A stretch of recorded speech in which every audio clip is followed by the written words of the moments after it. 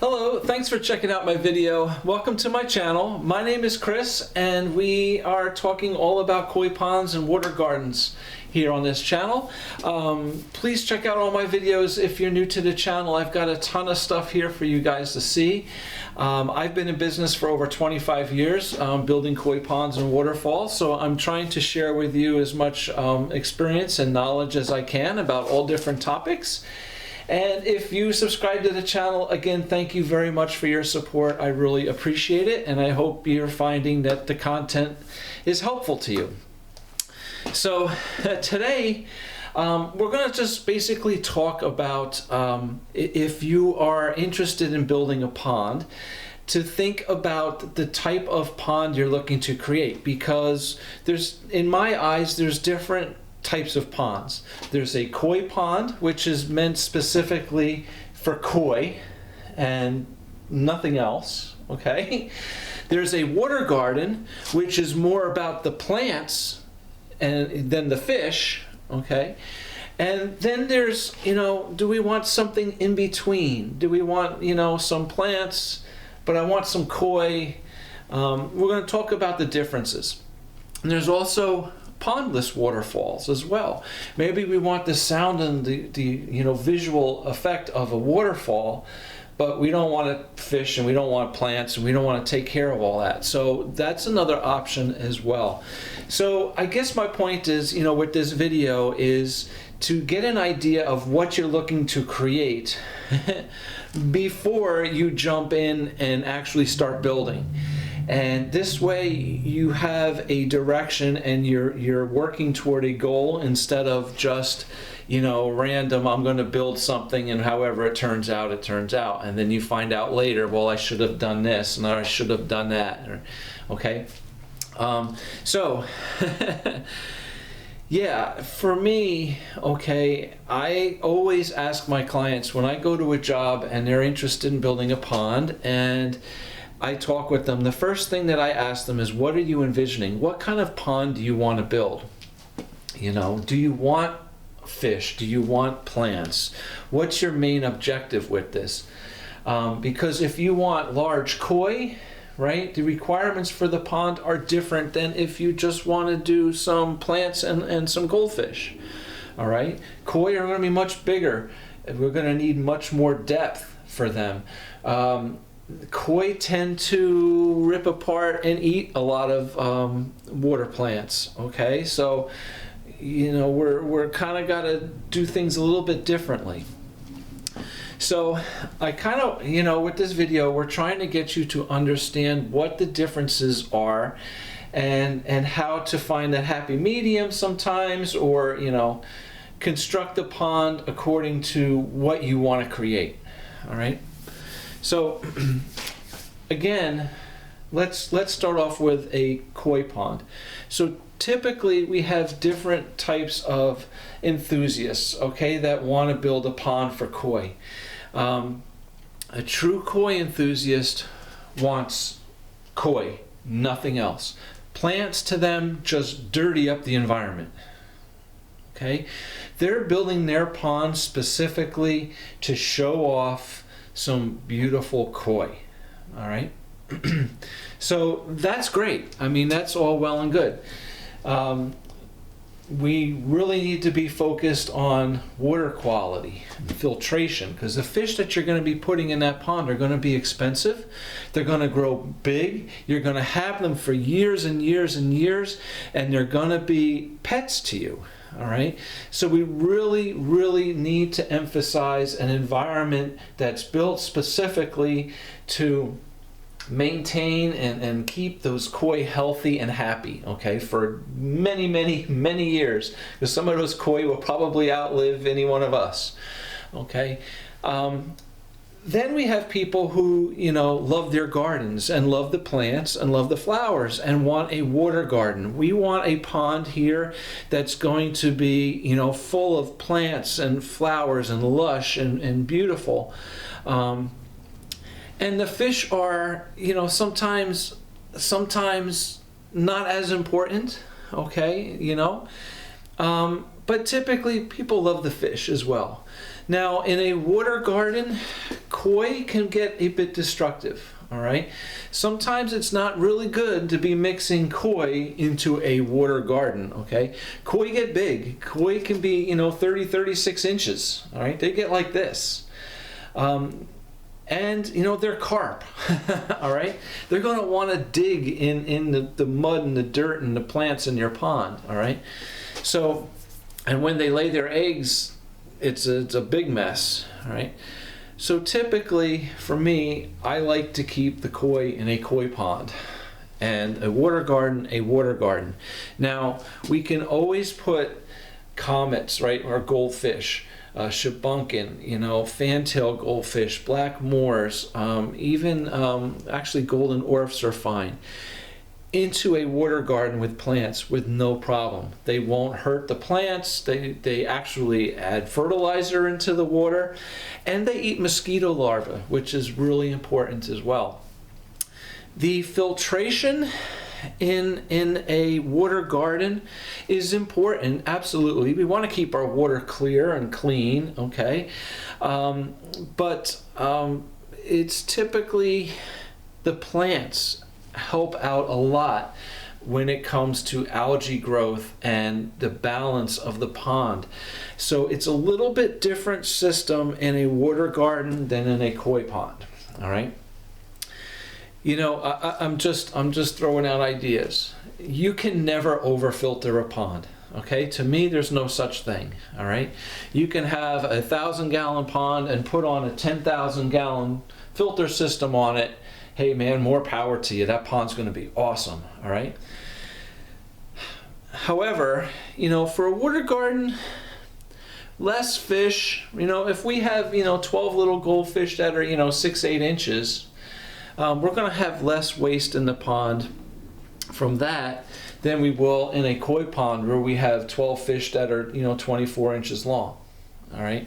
However, we're going to have a lot of plant matter waste in that water garden that we're not going to have in the koi pond.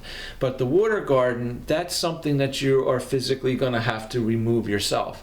As flowers die off the lilies, as the leaves die back off of lilies, and different plants die back, that we have to physically cut back and clean. We don't want all that stuff rotting in the pond. Okay? So there's, again, different circumstances. Now, those are the two extremes, all right? Generally, I find a lot of my clients fall in the middle, all right? We fall in the middle. We want a pond, we want some koi, we want some just regular goldfish or stuff, we'll mix them up. And we want some plants, I want to put plants in my pond, okay? So that's the kind of happy medium in between. And that's probably the most common, to be honest with you. And it works fine. It's great. Okay. The thing is, we just have to realize, and what I tend to find over time is we start off with a pond that, we put some lilies in, we put some other marginal plants in around the sides. We have a mixture of koi and goldfish and fantails and everything in it. And in the beginning, for the first couple years, everything is great. Everything's really nice. As time goes on, depending on how many koi are in the pond, the koi are going to grow. And as they get bigger, they start getting a little more destructive, and possibly the plants start decreasing. Okay, so eventually, to me, I think it becomes more about the fish than the plants in this type of pond. All right, the fish become your pets. You're out there feeding them all the time. You watch them grow from this big to this big.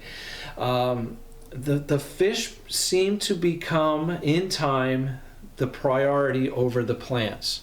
Now, don't get me wrong. I mean, a lot of people, they want the plants, absolutely. So if a plant dies or the koi rip it up or something, well, maybe they'll buy another one and try and grow another one. But that's what I find.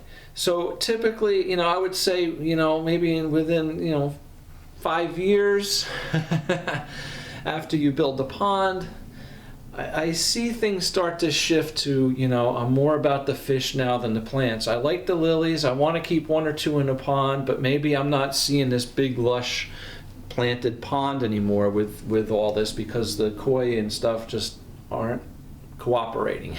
Right? They're going to start eating the plants. When the koi are small, no problem. All right, they're not that destructive. When they get 24 inches or more, yeah, they're going to start getting destructive. They're going to knock those pots over.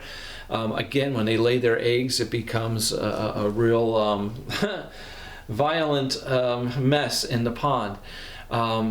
You know, so yes, it will work to hit that middle ground, absolutely. But it just, you know, in time, things may change a little bit for you.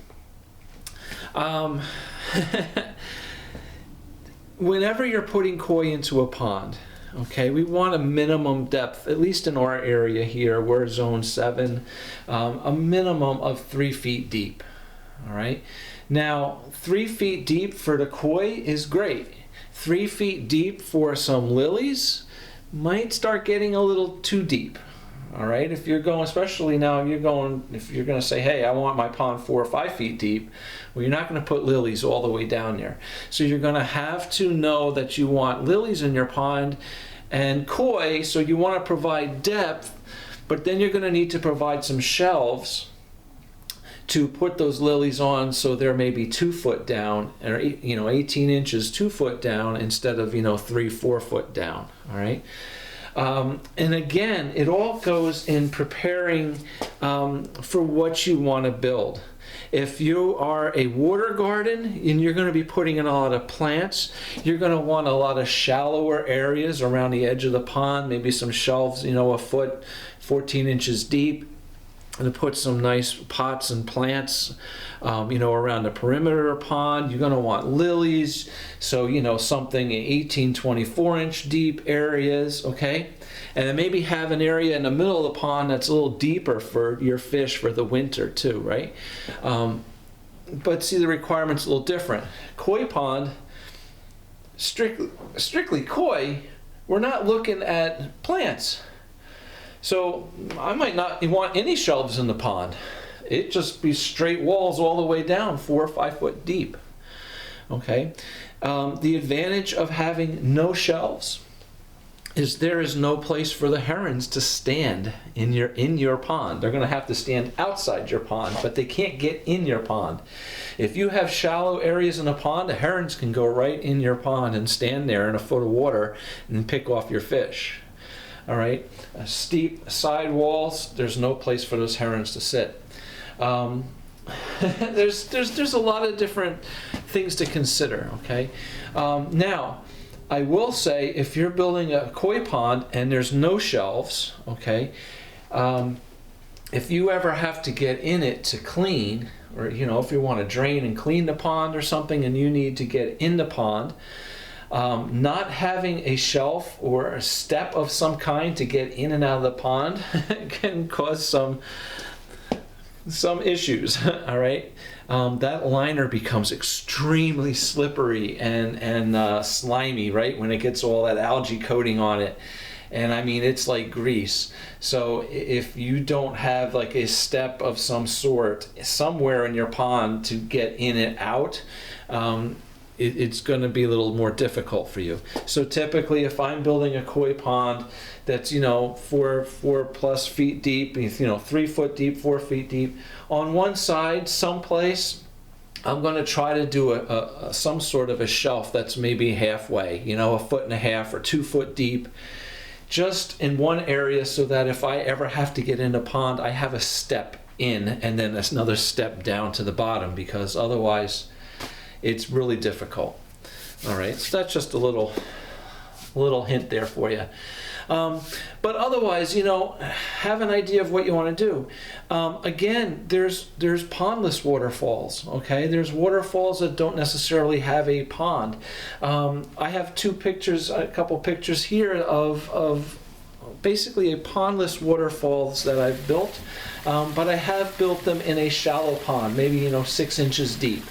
And the reason why I keep 6 inches of water as opposed to just having it fall into gravel is because most of my clients that want a pondless waterfall want the sound of the running water.